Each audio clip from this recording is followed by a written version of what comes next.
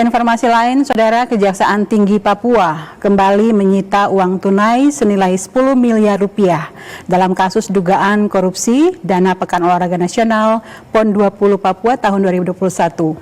Uang tersebut diduga berasal dari salah satu panitia besar PON Papua berinisial W. Asisten Pidana Khusus Kejaksaan Tinggi Papua Nixon Mahuse menjelaskan bahwa uang yang disita bersumber dari pinjaman panitia peresmian Stadion Papua Bangkit, dana operasional sekretariat, serta pembayaran tanah yang berkaitan dengan pelaksanaan PON 20. Dengan penyitaan terbaru ini, total barang bukti yang berhasil diamankan Kejati Papua dalam perkara korupsi PON Papua mencapai 33,7 miliar rupiah. Nixon menegaskan pengembalian kerugian negara tidak menghapus tindak pidana korupsi. Penyidik tetap melakukan langkah lanjutan dengan menyita aset milik para pihak yang terlibat. Dan pengembalian kerugian negara dalam ketentuan pasal nomor 31 tahun 99 tentang pembangunan 20 tahun 2001, pengembalian kerugian negara tidak menghilangkan atau menghapuskan seseorang untuk dipidana. Ya, sekitar 205 miliar sekian. Ini baru 33. Masih banyak. Jadi tim penyidik kita ada upaya lain. Iya, dengan apa caranya?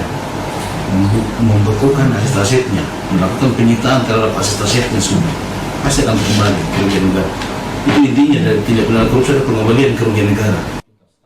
Kepala Seksi Penyidikan Kejati Papua, Dedi Sawaki, menambahkan bahwa penyitaan 10 miliar rupiah ini merupakan bagian dari pengembangan penyidikan yang masih terus berlangsung.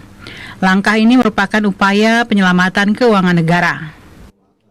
Kami penyidik menyita uang senilai 10 miliar yang sekarang ada di hadapan kita bersama.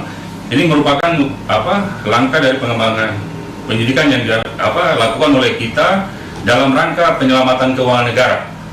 Jadi uang sebesar 10 miliar yang saat ini ada yang telah disita oleh tim penyidik ini bersumber dari pinjaman panitia peresmian stadion, kemudian yang diserahkan ke KONI Pusat, dan dari dana operasional sekretariat dan pembayaran tanah kepada saudara LP.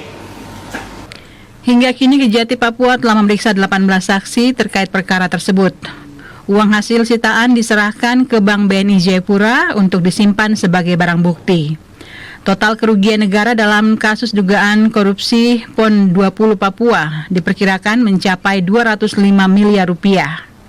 Sebelumnya, Kejati Papua telah menetapkan 4 orang tersangka dalam kasus penyalahgunaan dana PON yang kini tengah menjalani penahanan di Lapas Kelas 1A Abepura dan Lapas Perempuan Kelas 3 Kerom.